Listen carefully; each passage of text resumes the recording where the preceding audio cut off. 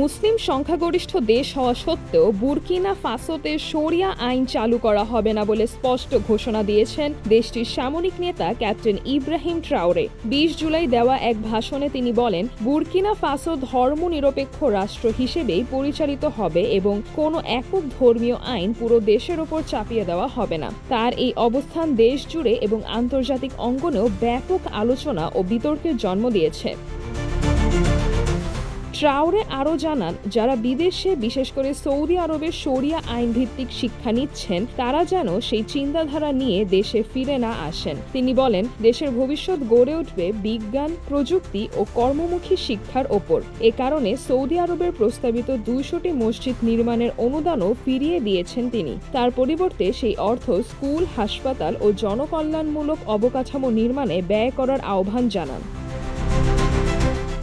এদিকে দেশটির transitional legislative assembly সম্প্রতি একটি নতুন ধর্মীয় স্বাধীনতা আইন পাশ করেছে।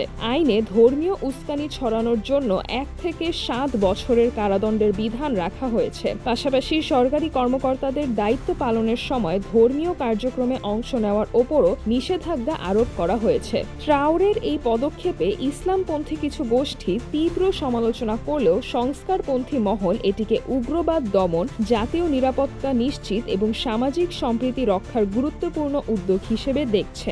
সরকারের দাবি, ধর্মীয় চরমপন্থার বিস্তার ঠেকিয়ে রাষ্ট্রকে আরও স্থিতিশীল ও উন্নয়নমুখী করাই এসব সিদ্ধান্তের মূল উদ্দেশ্য। সিজরাতুল আভা, দৈনিক আওয়ার বাংলাদেশ।